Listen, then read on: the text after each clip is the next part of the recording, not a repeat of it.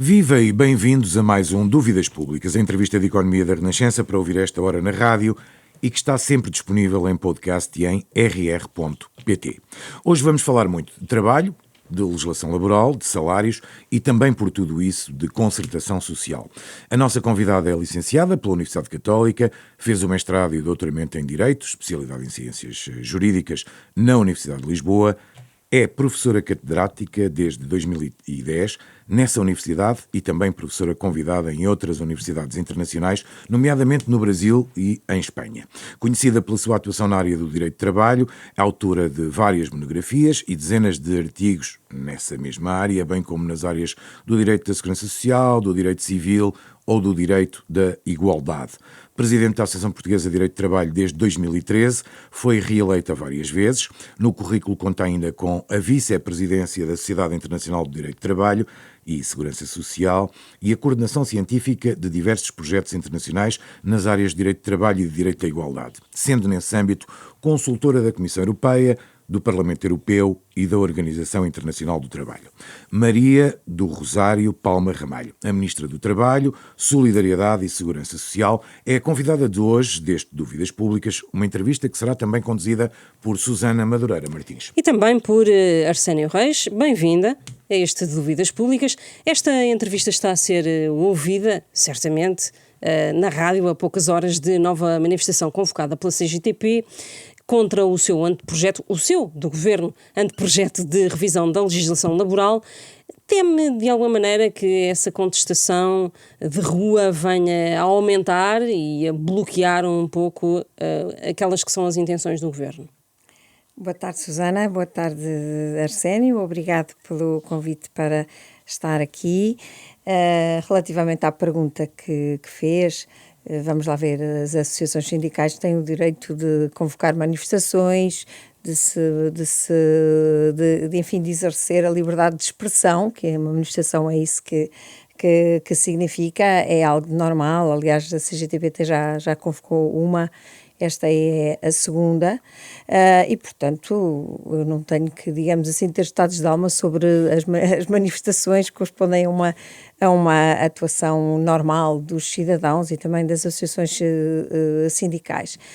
Não temo que frustre aqui o nosso projeto, porque a CGTP, desde a primeira meia hora, se colocou fora do diálogo relativamente a este anteprojeto. Este anteprojeto foi aprovado em Conselho de Ministros no dia 24 de julho, ao meio-dia, e às 3 horas a Ministra estava a apresentá-lo à Concertação Social, numa reunião fechada com a Concertação Social, e, portanto, ninguém tinha conhecimento do projeto até lá.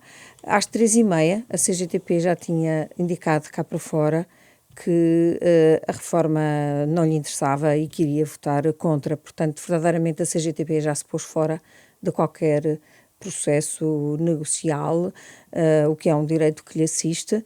A tensão social na rua não a receia?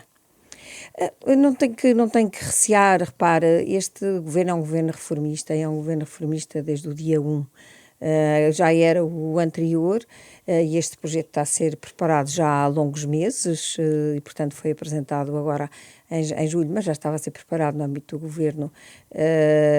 governo anterior, e os temas laborais são sempre temas que suscitam muitas paixões, e uma reação às vezes um bocadinho epidérmica, e este também suscitou logo desde o primeiro dia, e em muitos casos sem conhecimento das normas.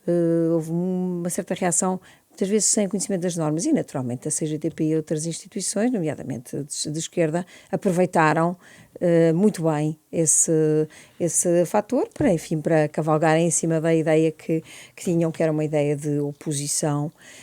Mas eu julgo que isso não vai afetar. A senhora está a falar da CGTP, mas se olharmos para um comunicado da UGT onde dizem um rotundo não a este anteprojeto, ou se olharmos para a posição dos próprios TSDs, que dizem que, enfim, há normas que têm que ser alteradas e que lamentam não ter sido consultados ou sequer ouvidos durante a elaboração deste anteprojeto, são também posições, quando pensamos que há no horizonte discussões sobre uma greve geral, são posições que a Sra. Ministra com certeza não será indiferente, digamos assim. Não, claro que não. Eu não disse eu não disse que era indiferente, mas quis destacar, diferenciar a posição da UGT, porque a manifestação é da UGT e foi essa da CGTP, foi essa a pergunta que me colocou. Certo. A UGT, pelo contrário, tem tido sempre uma postura construtiva ao longo das negociações, incluindo das negociações que estamos a ter agora, e já teve, ao longo de 1 ano e meio do governo anterior, também teve uma postura construtiva. Aliás, foi com a UGT que nós celebrámos um acordo o ano passado, foi o acordo mais rápido sempre conseguido em 5 meses, e foi com a UGT. Mais uma vez, não com a CGTP. Quanto às ideias de que deveriam ter sido consultados anteriormente, isto é a razão de ser de um anteprojeto. Repare, essa crítica seria válida se o governo tivesse optado por outra forma, por outra metodologia. Poderia tê-lo feito, não é? Apresentar alguma proposta de lei. Aí eu e penso entrar em consulta pública e entrar em exatamente, discussão. portanto, aí sim. Agora, o que nós apresentámos foi um anteprojeto, embora signifique um grau de compromisso do governo bastante relevante, porque esse anteprojeto foi aprovado em Conselho de Ministros, podia ter sido só uns princípios ou umas ideias da ministra levadas à Concertação Social, mas não foi. Foi um anteprojeto. Depois da apresentação do anteprojeto que se justifica que os parceiros se Mas manifestem. com este ruído, está a correr bem a discussão na Concertação Social? Sabe, há um tempo para tudo. Nós, como apresentámos ali antes do verão, houve o tempo da opinião pública um bocadinho ruidosa, como disse, durante o verão. E que também significou um tempo para os parceiros sociais analisarem o projeto. Trata-se de um projeto de grande folgo, mexe em 8 ou 9 diplomas, só no Código de Trabalho mexe em mais de 100 artigos, mas também mexe em mais variedíssimos diplomas. Portanto, tinha que haver um tempo de maturação. Agora, estamos na fase de diálogo na concertação social e não é diferente de outros diálogos que tivemos aqui. Neste momento, especificamente, estamos até Como é que eu classificaria? em reuniões bilaterais. Difícil? Com certeza que é difícil, não é? Mas isso é o normal da concertação social, porque, repara, os empregadores querem sempre mais do que está aqui e os representantes dos trabalhadores quereriam, pelo menos assim o disseram publicamente, menos do que está aqui. Portanto, evidentemente, o Governo está a dialogar com ambos e, por outro lado, o Governo também tem eixos estratégicos que quer prosseguir com esta reforma. Portanto, o Governo não é só um mediador aqui, é uma terceira parte. A senhora Ministra já disse publicamente que esta reforma vai mesmo avançar, mas admite, com este processo que está a decorrer, que possa o Governo recuar, admite recuar ou suavizar algumas das propostas que já foram feitas? Vamos lá ver. As propostas que nós fizemos aqui são abertas à construção e, portanto, todas elas podem ser modeladas. E houve até já várias sugestões feitas em agosto, agora em setembro, tanto por pessoas, enfim, da sociedade civil, que nos fizeram chegar essas múltiplas sugestões, empresas e os próprios parceiros sociais, que levaram o Governo a refletir um bocadinho a solução A ou B. E eu já comuniquei isso até aos parceiros. Portanto, por sua iniciativa, o Governo vai introduzir algumas coisas. O resto deverá ser por iniciativa dos parceiros, primeiro se eles convencerem o Governo e depois se o Governo também conseguir convencer os parceiros do outro lado. Por isso é que tem aqui alguma... O que admite mudar nesta proposta? Já falou disso, ou seja, eu já ouvi dizer que admite algumas alterações. Sim. Não é? Sim. Se nos pudesse especificar, para quem nos ouve também perceber um bocadinho melhor, agradecia-lhe. Olha, por exemplo, nós vamos mudar as normas sobre o direito à informação. Nós previmos a informação, o direito à informação por via de intranet, e isso foi considerado demasiado drástico pelos parceiros para as pequenas empresas e, portanto, vamos pôr lá em alternativa à fixação tradicional nos locais de estilo mas também a intranet. Vamos clarificar melhor a norma sobre o luto estacional, temos que clarificar, porque claramente ela foi mal interpretada e, portanto, vamos dar uma redação mais clara. Vamos clarificar o regime dos certificados, dos atestados médicos na amamentação. Vamos introduzir um regime de jornada contínua, que isso é uma disposição nova, porque da discussão que de facto se verificou sobre a amamentação, verificámos que, afinal, o que os trabalhadores mais querem é mais tempo para os filhos, independentemente de amamentarem ou não, e, portanto, essa figura já existiu, desapareceu a certa altura, e, portanto, vamos propor reintroduzir.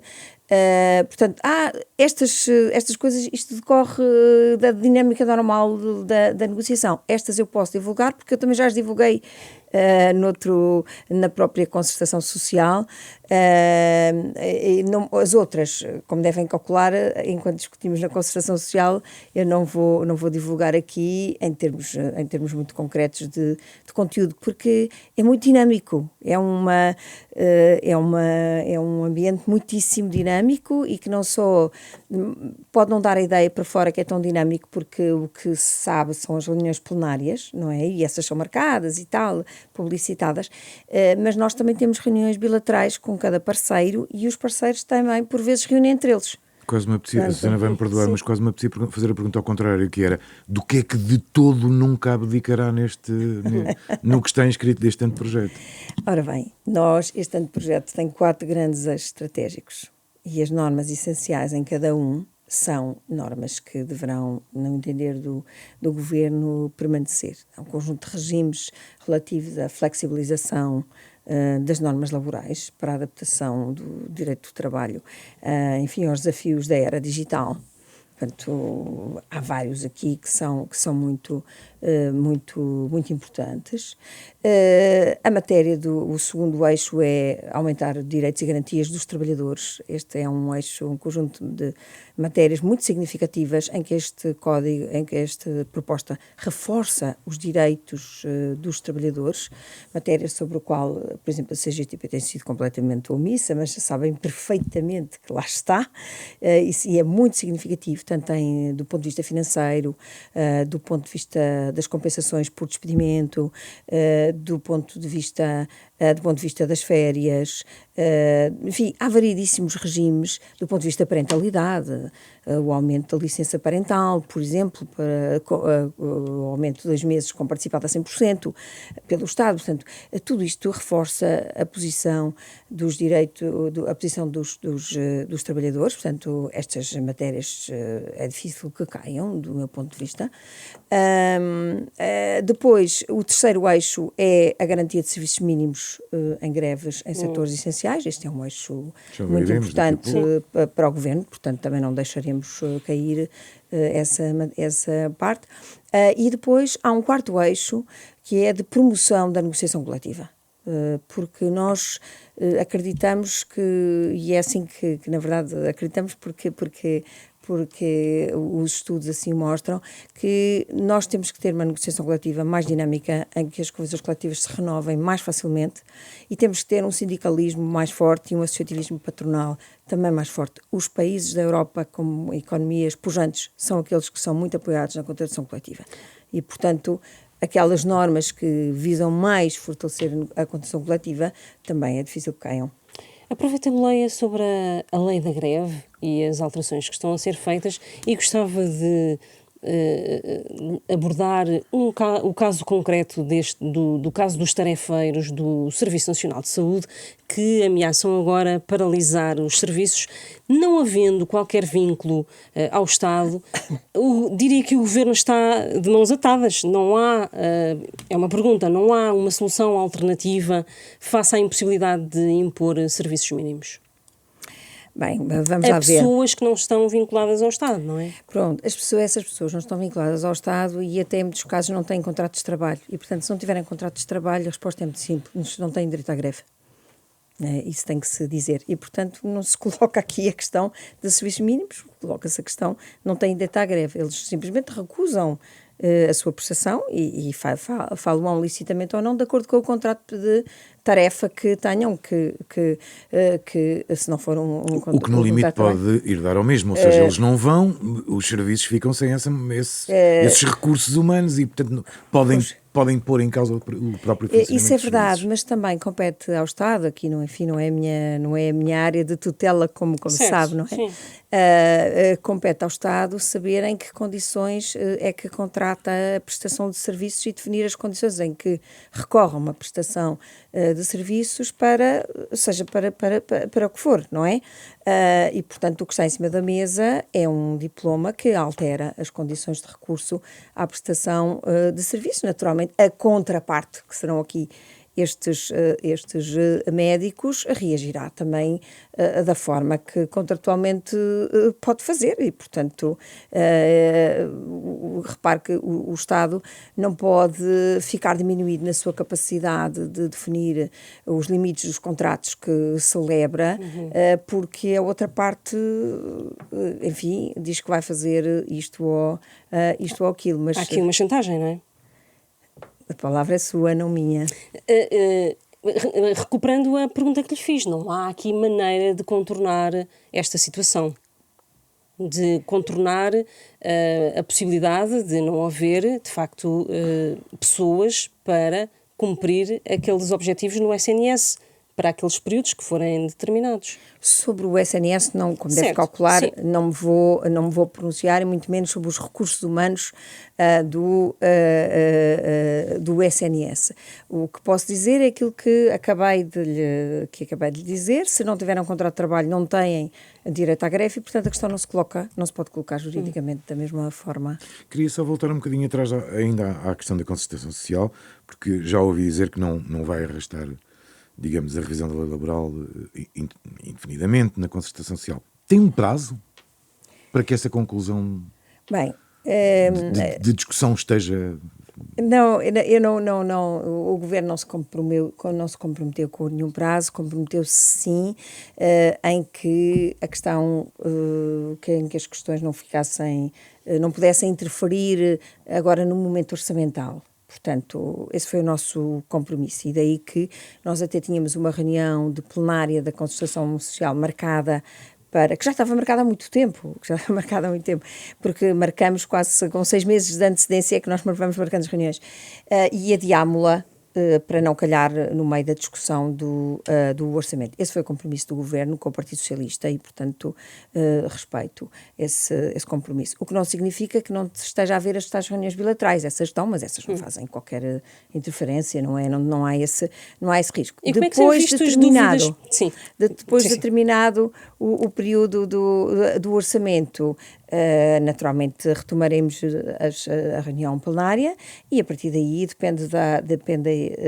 dos desenvolvimentos. Se os desenvolvimentos estiverem a ser frutíferos, admito que se espere mais algum tempo, porque nós não temos pressa na medida em que achamos que a discussão deve ser profunda. E no passado nós tivemos boas discussões com bons resultados quando foi para o acordo anterior. Portanto, vamos esperar se de facto se justificar. Mas não vamos eternizar, respondendo à sua pergunta. Se verificar que não há grandes hipóteses de haver um acordo, seja total, seja um memorando de entendimento sobre alguns pontos, seja parcial, então, naturalmente, este anteprojeto, com as pequenas alterações que o próprio Governo já entendeu que devia introduzir-lhe, não é? Que eu referi há pouco, entre várias, então transformará o anteprojeto em proposta de lei, formalmente, e levará ao Parlamento. Sim. Sendo que os partidos de esquerda em geral, mas o próprio líder do PS chegou a sugerir um sobressalto cívico, acho que foi essa a expressão que ele utilizou em resposta a estas propostas do Governo. Teme que essas alterações não passem no Parlamento ou confia, digamos assim, no apoio do Chega? Bem, nós no Parlamento negociaremos com todos os partidos. Nós temos Essa é a prática enunciada, eu sei, mas a questão é que aqui já há um anúncio claro de quase todos os partidos de esquerda de que estas alterações, enfim, não Pois, mas merecem repara, eu o também seu aval. não quero deixar de lhe dizer com frontalidade que esperamos também negociar com o Partido Socialista. O Governo não, digamos assim, não levantou linhas vermelhas aqui, mas esperamos que o Partido Socialista não levante. Se o Partido Socialista levantar linhas vermelhas, depois não se pode queixar que nós fomos negociar com outros partidos na Assembleia, portanto, mas verdadeiramente nós temos na disponibilidade de negociar com todos. Aliás, também devo dizer que essas referências sobre o sobressalto cívico me deixaram um pouco perplexa, porque também foi depois, antes de um verdadeiro conhecimento do diploma. Houve várias referências deste tipo, eu lembro-me e a senhora Ministra lembrar-se-á da posição de Torres Couto e de Carvalho da Silva, que se juntaram para pedir, enfim, que as duas centrais sindicais se unissem contra este projeto. Como digo, é a liberdade de manifestação da nossa opinião que eles exerceram ali. Graças a Deus, Portugal é um país livre, não acha? Eu sempre, a liberdade é sempre aquilo que a mim me gratifica. E a liberdade também é a liberdade de discordar. E nós também discordamos deles, neste aspecto concreto. Eu julgo que este projeto é muito equilibrado, e a prova que é equilibrado é aquilo que eu disse há pouco. Os empregadores querem mais e as associações sindicais querem menos, mas nem sequer viram bem alguns aspectos do anteprojeto. Portanto, pronunciaram-se muito cedo, sobretudo o CGTP, pronunciou-se imediatamente ao fim de meia hora. Eu devo dizer que eu conheço bem o anteprojeto, mas eu tenho a mania de estudar e, portanto, tinha dificuldade de me manifestar, teria muita dificuldade de manifestar ao fim de meia hora. Eles não tiveram. Portanto... E com essas dúvidas todas do Partido Socialista, tem a certeza que a proposta que ainda há de ser apresentada, que poderá ter luz verde do Parlamento? Não sabemos a posição que o Chega poderá ter. Eu penso que cada etapa é uma etapa. É assim que funciona. Para já, nós estamos a discutir na Comissão Permanente da Concertação Social. Eu espero que seja uma discussão, está a ser até agora, uma discussão positiva do ponto de vista dos contributos que pode trazer para aperfeiçoar o anteprojeto, ao qual nós estamos absolutamente abertos, e portanto é aqui que estamos portanto não houve nenhum contactos com nenhum dos partidos políticos nesta fase, porque estamos na concertação social.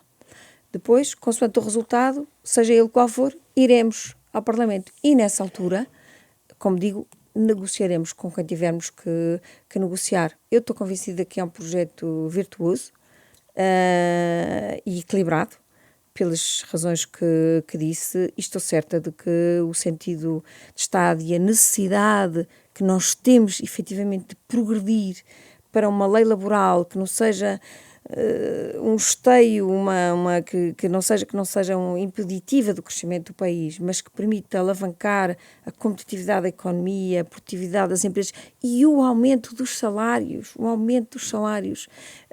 que não esteja cristalizada no tempo, que não continue a pensar as relações de trabalho como relações de chão de fábrica, quando nós, na verdade, fábricas sempre tivemos poucas, então agora as relações de trabalho são tão diferentes, que isso é essencial para que o país cresça e, portanto, para que as pessoas vivam melhor. E acho que na Assembleia várias forças políticas pensam como nós nesse sentido, e, portanto, que nós conseguiremos encontrar um caminho de negociação. A Confederação Nacional de Reformados, Pensionistas e Idosos já veio contestar declarações da Sra. Ministra quando defendeu que a maioria dos pensionistas recupera algum poder de compra com os aumentos anunciados. Na sua opinião, o aumento extraordinário das pensões deve ser permanente ou não? Bem, nós gostaríamos que fosse permanente. Eu julgo que todos nós gostaríamos que fosse permanente, porque nós temos muitas pessoas em situação de pobreza, mais de 2 milhões de pessoas em situação de pobreza, e muitos deles são idosos, e portanto não têm já capacidade de recuperar, porque já não estão, digamos assim, na vida profissional ativa. Acontece que quando nós fazemos aumentos permanentes de pensões, aquilo se soma e, portanto, consolida, não é? Para dizer isto de forma simples, consolida. E ao consolidar, por efeito matemático, da vez seguinte vai ser sobre aquela base o aumento seguinte.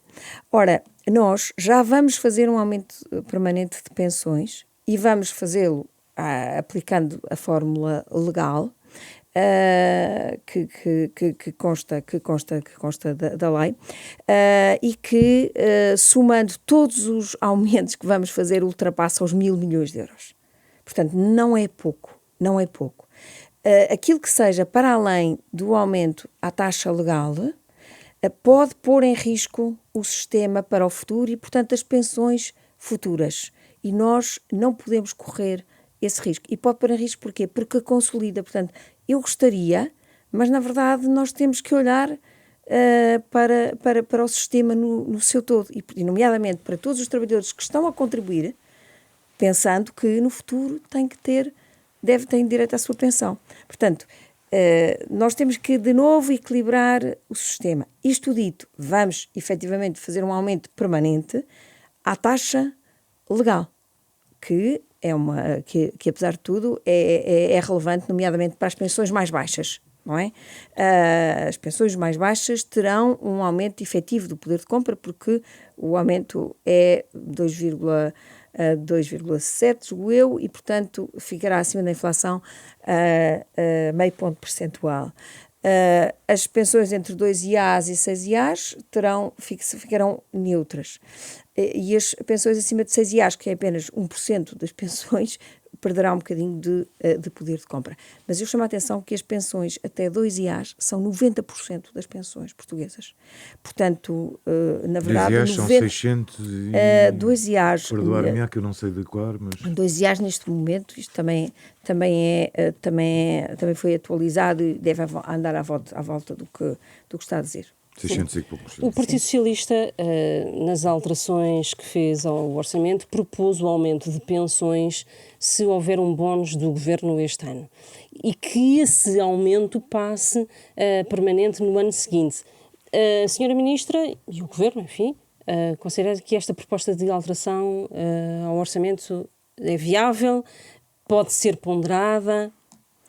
Bem, eu não sei exatamente qual é a formulação, porque o PS já alterou a sua posição relativamente a essa matéria e certamente recuou, porque verificou que as contas que tinha feito inicialmente sobre um suposto excedente da Segurança Social em agosto, que justificaria esse tal aumento, enfim, na versão inicial proposta por eles, não estavam bem feitas, porque em agosto o que aconteceu foi que o orçamento da Segurança Social foi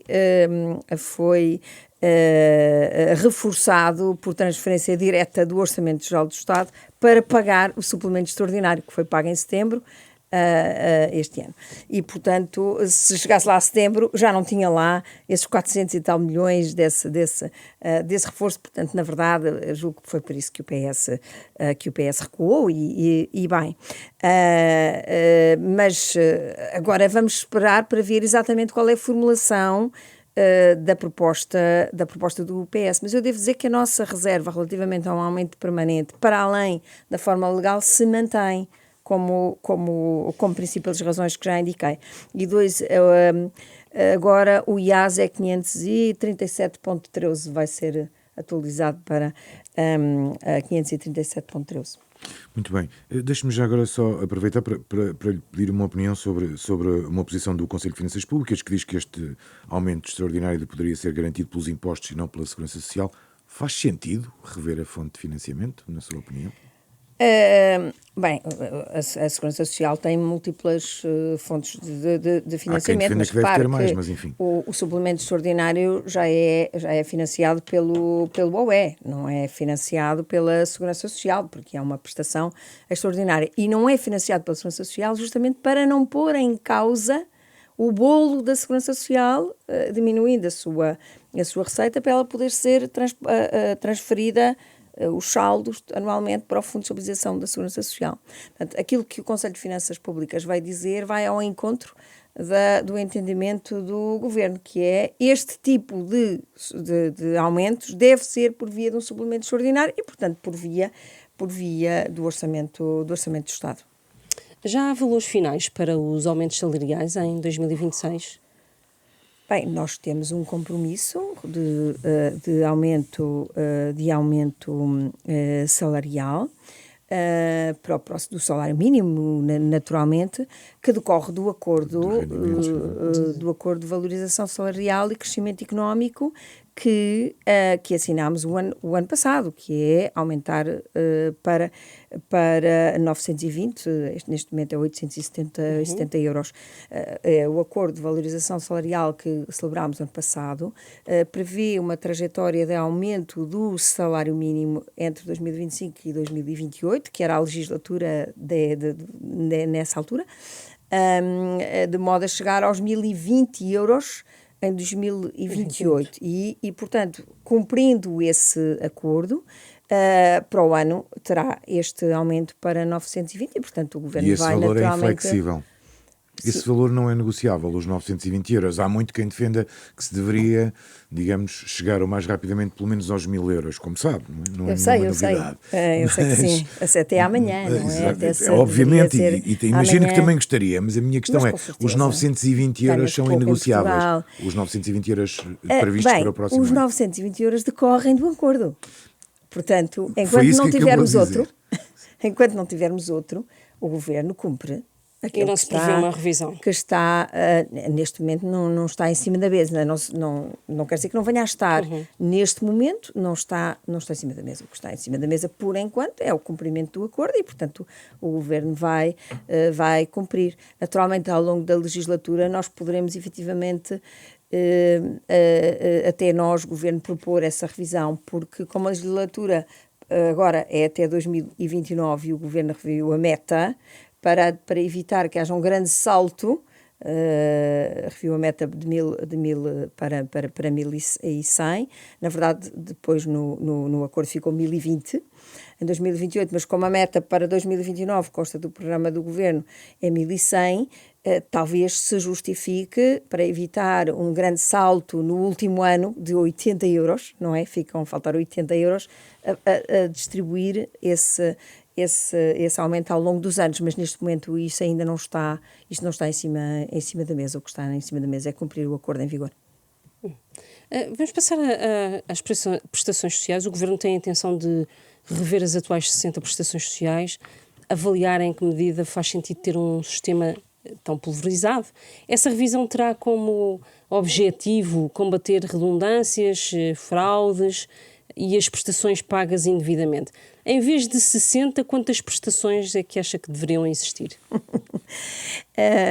Agradeço a sua pergunta, mas na verdade não posso responder. A equipa que está a preparar o Código das Prestações Sociais, a equipa técnica, é que vai efetivamente chegar a essa conclusão e eu não me posso antecipar. O que posso dizer é que, e acho que é uma coisa de senso comum, é que um sistema ter mais de 60 prestações sociais, portanto, cada uma com o seu diploma, de momentos diferentes, com condições diferentes, torna o sistema extraordinariamente pulverizado e muito difícil também de controlar. Nós não vamos fazer o Código das Prestações Sociais apenas para combater as fraudes e os pagamentos indevidos, mas isso é também um efeito que eu espero que seja virtuoso desta revisão.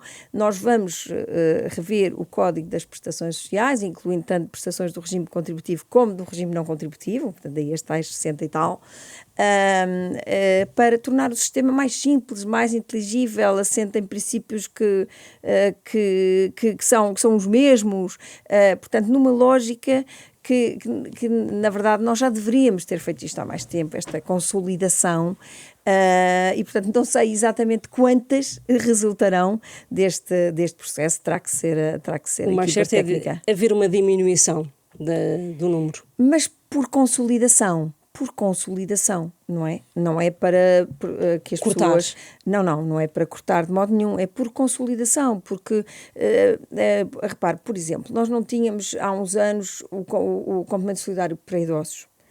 mas tínhamos outras prestações que também faziam um bocadinho aquele efeito. Agora que temos o complemento de solidariedade para idosos, se calhar vale a pena integrar estas no complemento de solidariedade para idosos para não duplicar, triplicar. Quer dizer, é um bocadinho esse raciocínio. Como o sistema foi feito ao longo de muitos anos, por acumulação de prestações, na verdade é olhar para ele de uma forma holística, mas de modo nenhum está em causa retirar direitos. Disse que também esperava que de alguma forma estas alterações ajudassem a combater as fraudes. Pode dar-nos uma ideia do nível de fraude que existe? É difícil dar uma ideia do nível de fraude, porque a fraude pode ser... para já pode haver situações que não são fraude e são só pagamento indevido de uma prestação. Há muitas situações destas. Imagine que a pessoa tem uma pensão de velhice e morre, não é? E a Segurança Social não conhece logo o óbito. Pronto. Vai continuar a pagar a pensão durante 1 mês ou 2 até conhecer o óbito, não é? Dir-me-ão, é fácil conhecer o óbito? Sim, em Portugal, porque entretanto se conseguiu afinar o sistema de interoperabilidade de dados, porque senão tínhamos que esperar que isso viesse a saber-se. Mas, por exemplo, se a pessoa vivia no estrangeiro, não há sistema de interoperabilidade de dados. Portanto, a possibilidade de manter o pagamento indevido durante mais tempo é uma possibilidade real. Portanto, nós temos que afinar o sistema para tornar essa situação menos provável. E, por acaso, isso já afinámos e até com muito sucesso através de um mecanismo muito simples, que é um mecanismo de reconhecimento biométrico pelo próprio pensionista, que está instituído há poucos meses e que já tem uma adesão enorme. Portanto, uma espécie de prova de vida do pensionista que vive no estrangeiro e que faz por reconhecimento biométrico. Mas há situações de fraude. Certo. Estava a acabar de responder. Era isso que eu ia perguntar. Não tendo uma ideia do nível de fraude que existe, se pelo menos tem ideia de em que prestações é que esse nível de fraude será mais elevado? Olha, nas prestações de parentalidade, sim, portanto, pedido de abonos diversos, há um nível de fraude que nós conhecemos. Que considera preocupante? Ouça, qualquer fraude é preocupante, porque é do dinheiro dos portugueses que estamos a falar, não é de outra coisa. Portanto, não pelo nível, mas porque existe. Ela é preocupante. Mais uma vez... E o Estado consegue... Peço desculpa. O Estado consegue reaver esses montantes que vai perdendo nessas fraudes de parentalidade, por exemplo? O Estado tenta reaver, sim. Às vezes consegue, outras vezes não. Mas a mais difícil coisa a fazer é mesmo detectar. Porque como o sistema era muito manualizado, não é fácil detectar.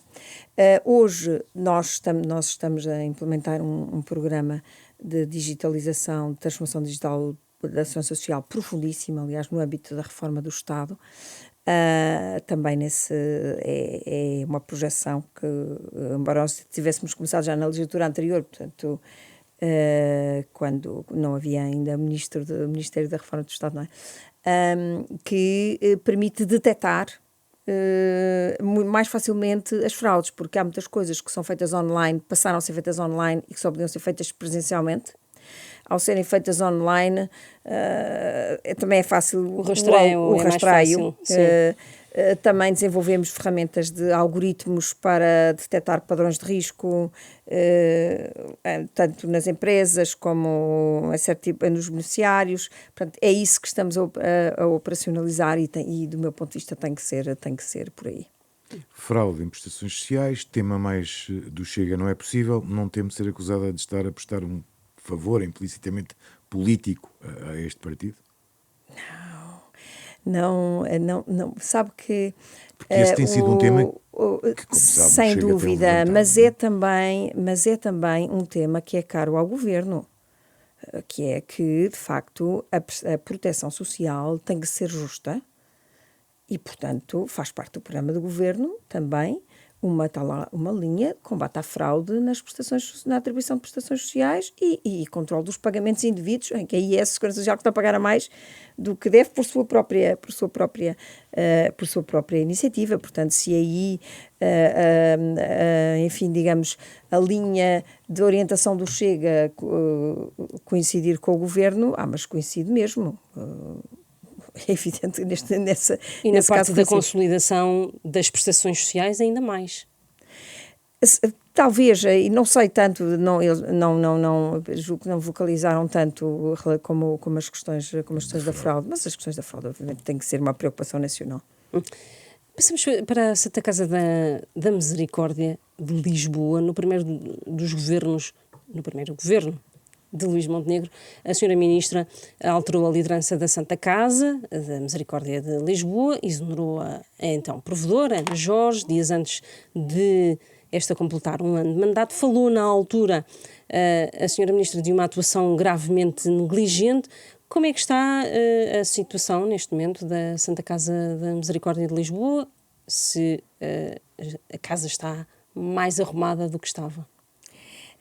A casa está efetivamente muito mais arrumada em dois planos. Primeiro, a nova mesa, o senhor provedor e a mesa elaboraram um plano de reestruturação financeira que não existia anteriormente, apresentaram-no à tutela logo em julho, agosto, portanto, um ou dois meses depois de terem sido empossados, com um mês, porque nós pedimos muita pressa aí, tínhamos pedido à anterior provedora, mas nunca veio, e estão a cumprir esse plano de reestruturação financeira, que é um plano há 3 anos que eu homologuei e que passa por vários aspectos, desde a racionalização de gestão, a rendibilização dos imóveis ou venda de imóveis que a Santa Casa não precisa, retoma da ação social, redinamização da ação social.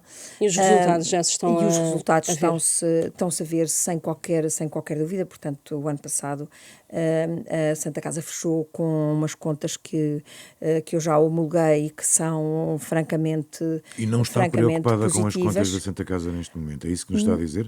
Não estou nada preocupada, embora naturalmente a Santa Casa tem que continuar a resolver o problema do Brasil, não é? Da Santa Casa Global. Esse problema está lá e, portanto, foram tomadas também várias medidas para minorar as responsabilidades e para resolver os problemas pendentes. Uma das coisas que acontecia antes é que aquilo deixou de se fazer fosse o que fosse e, portanto, o problema foi crescendo, não é? Quando a questão é a inação, do ponto de vista da gestão, não é? Quando não há ação, normalmente os problemas económicos avolumam-se em vez de diminuir. E era o caso na anterior mesa. Portanto, mas o problema da Santa Casa Global está a ser também adequadamente tratado. Por outro lado, também não estou preocupada, pelo contrário, estou muito contente com a Santa Casa, porque a Santa Casa retomou em plena a sua ação social. E, portanto, a Santa Casa abriu equipamentos que estavam por abrir, voltou na área do sem-abrigo, ERPIs, cuidados continuados, Hospital de Santana, Alcoitão. Portanto, o trabalho que a Santa Casa está hoje a fazer é aquele que deveria ter estado sempre a fazer e que, em muitos aspectos, não estava a fazer. E, portanto, do ponto de vista do apoio às populações, porque a Santa Casa tem a ação social da região de Lisboa, não é? Portanto, e é por isso que recebe as receitas dos jogos sociais, não é? Portanto, nesse aspecto está a desempenhar a sua missão até de forma muito dinâmica. Vamos olhar também um bocadinho para o setor social. O Governo pode apoiar as IPSS, as Instituições Particulares de Solidariedade Social, a suportar, entre outras coisas, o previsto, que falamos há pouco, o previsto aumento do salário mínimo nacional? De que maneira é que poderá fazer isso? Bem, naturalmente que as IPSS serão abrangidas por qualquer aumento do salário mínimo nacional, porque ele é isso mesmo, o salário mínimo nacional, portanto aplica-se a todas as instituições. E as IPSS, que aliás são um setor que tem 300 mil trabalhadores, entre IPSS, Misericórdias, e outras instituições do setor social e solidário, tem mais de 5 mil entidades e tem cerca de 300 mil trabalhadores. Portanto, tem uma fatia do mercado. A economia social, às vezes a pessoa não tem noção, mas a economia social é hoje muito representativa. Sim. Muito representativa. E, portanto, naturalmente que eles têm que acompanhar o salário mínimo nacional.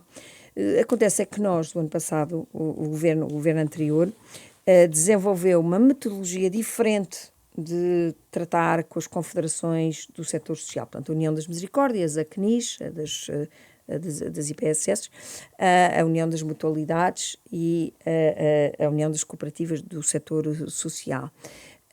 Porque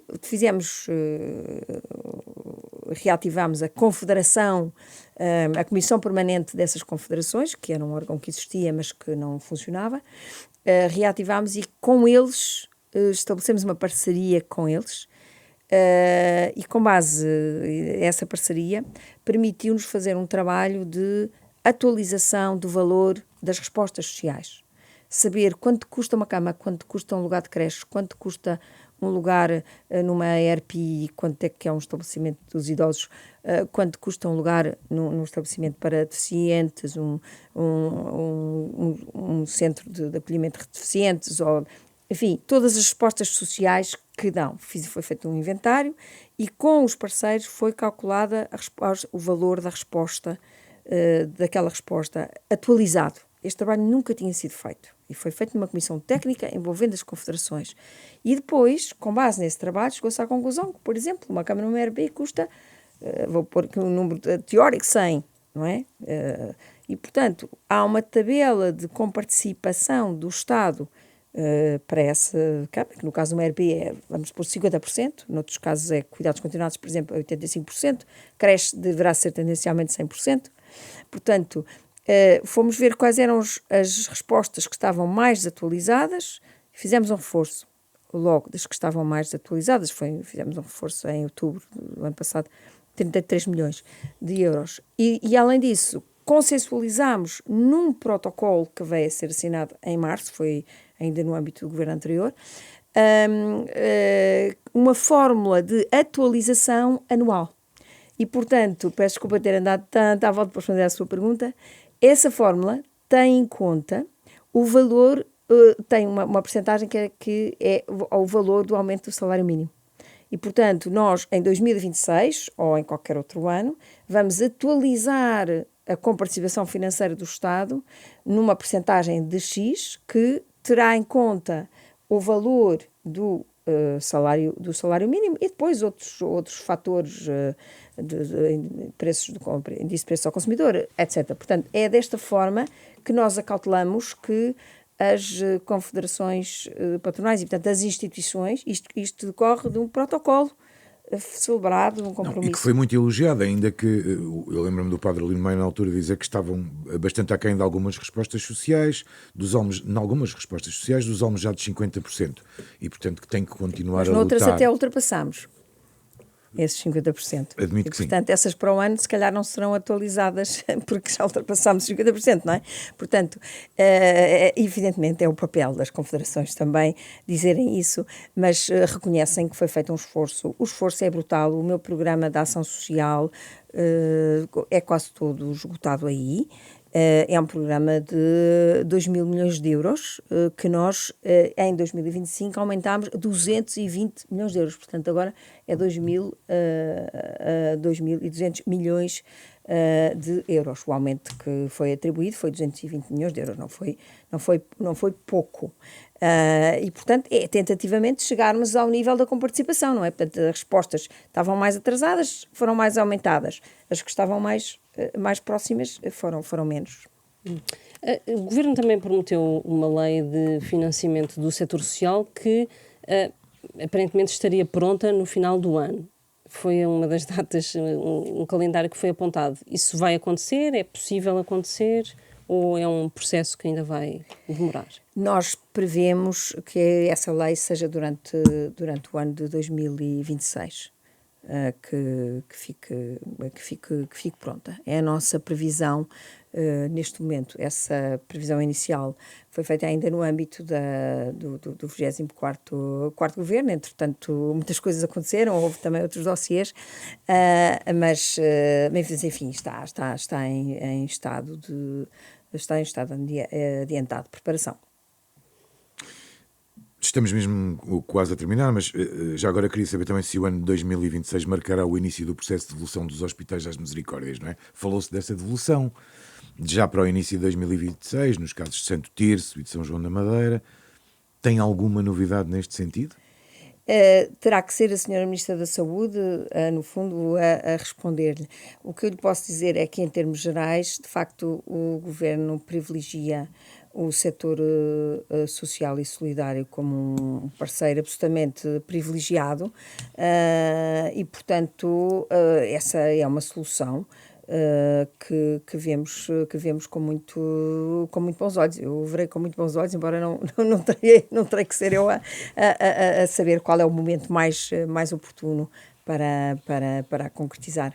Muito bem. Para fechar, como forma de conhecermos também melhor um bocadinho os nossos convidados, pedimos sempre que escolham uma música que gostem particularmente ou que marque uma etapa da sua vida. Quer revelar-nos qual é a música que escolheu e explicar-nos um bocadinho a quem ouve também porque é que fez essa escolha? Olha, é muito difícil para mim escolher uma música porque eu adoro música. Adoro música e, portanto, adoro música clássica, jazz, rock. Eu gosto muito de música e, portanto, é muito difícil de escolher.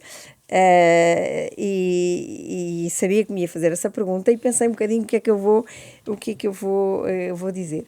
Eu vou escolher uma música que é Wish You Were Here, dos Pink Floyd. É um clássico. Um clássico, embora não seja música clássica, é um clássico, porque eu gosto imenso de Pink Floyd, acho que Pink Floyd é a maior banda que já existiu e portanto, subsistiu ao tempo, resistiu ao tempo e hoje ouvimos Pink Floyd como se tivesse acabado de sair o álbum. Foi o primeiro disco de vinil, que na altura só chamava-se disco, não é? Que eu comprei, o primeiro LP, era como se chamava, era dos Pink Floyd. Por acaso não era este onde está o Wish You Were Here, era um LP icónico chamado Dark Side of the Moon, que toda a gente conhece, mas eu gosto imenso do Wish You Were Here, porque eles têm não só uma linha melódica, os Pink Floyd, imbatível, não é? Que resiste ao tempo, como tem umas letras fantásticas, e o Wish You Were Here tem exatamente as duas coisas. Acontece que eu tocava o Wish You Were Here. Eu aprendi guitarra clássica e tocava o Wish You Were Here. E, portanto, ainda hoje toco o Wish You Were Here, embora hoje toco muito pior, não é? Do que tocava na altura. E, portanto, o Wish You Were Here lembra-me sempre a minha juventude. E pronto, embora eu ainda toque em família, e por isso é que escolhi esta. Não foi por mais nada de especial, mas podia ter escolhido, sei lá, Bach ou Mozart, também podia ter escolhido, mas enfim. Mas fica feita então a escolha musical de Maria do Rosário da Palma Ramalho, música amadora, Ministra do Trabalho, Solidariedade e Segurança Social, convidada deste Dúvidas Públicas.